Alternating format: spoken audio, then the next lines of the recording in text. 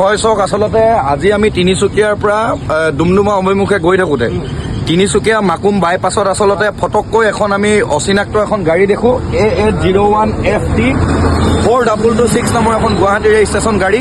আৰু তাৰ পিছতে আমি গাড়ীখন পিছে পিছে যেতিয়া আহিলোঁ, তাৰপিছত দেখিলোঁ ভাইটিসকলক আমি দেখিলোঁ, কিন্তু এইসকল আচলতে বীৰ লাচিত সেনাৰ সদস্য নহয়।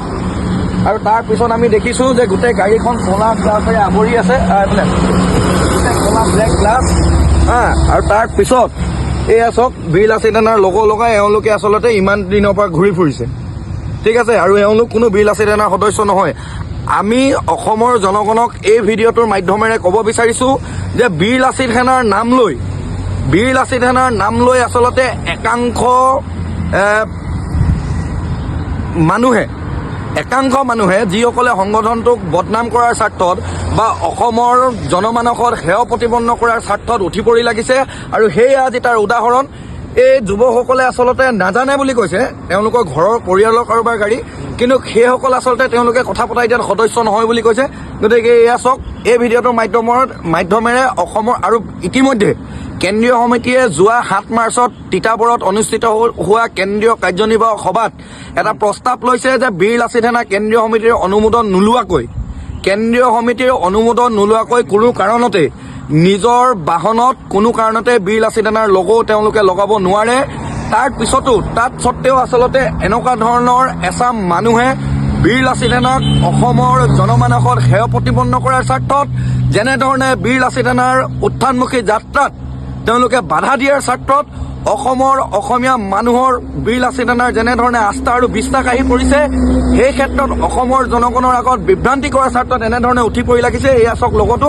আৰু আমি এতিয়া এৰুৱাই দিছোঁ, আৰু ভৱিষ্যত দিনত যাতে তোমালোকে এনেকুৱা কাম নকৰা দেই, একদম কৈ দিছোঁ। মানে তোমালোকেও ভাইটিৰ নিচিনাই হ'বা। নাপায়। কেলে চোৱা, আজি বিপদত পৰিব লাগিলে বীৰ লাচিত সেনাৰ কাম কাজবিলাক দেখিছা। আমিতো তোমালোকৰ উঠি অহা প্ৰজন্মৰ কাৰণে কৰিছোঁ, হয় নাই? আমি কামবিলাক কাৰ কাৰণে কৰিছোঁ? ভৱিষ্যত দিনত যাতে তোমালোকেও বিপদত নপৰা, হয় নাই? বাই চান্স কথা এটা কৈছোঁ, কিবা এটা যদি অঘটন ঘটি গ'ল, তাৰপিছত নিউজটো কি বুলি পাতিব? বীৰ লাচিত সেনাৰ ল'ৰাই। কিন্তু তোমালোকে বীৰ লাচিত সেনা হয় নহয় নিউজেতো সেইটো নাচাই নহয় সংবাদ মাধ্যমে দেই।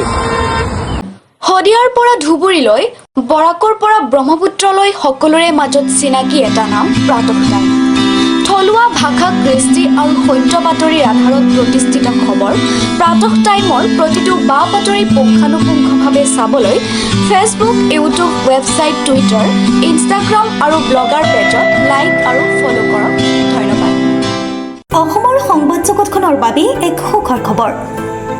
আপোচবিহীন ৰাইজৰ কণ্ঠ সাপ্তাহিক কবচ পুনৰ এবাৰ অসমৰ ৰাইজৰ মাজলৈ।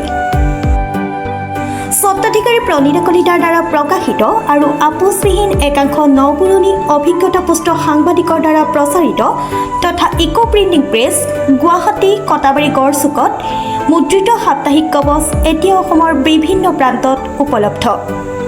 আমাৰ ঠিকনা মুখ্য কাৰ্যালয় অসম ফৰেষ্ট স্কুল, হৰিমন্দিৰ পথ, গুৱাহাটী আৰু উপ কাৰ্যালয় কলিতা মাৰ্কেট, বিজয়নগৰ, কামৰূপ, অসম।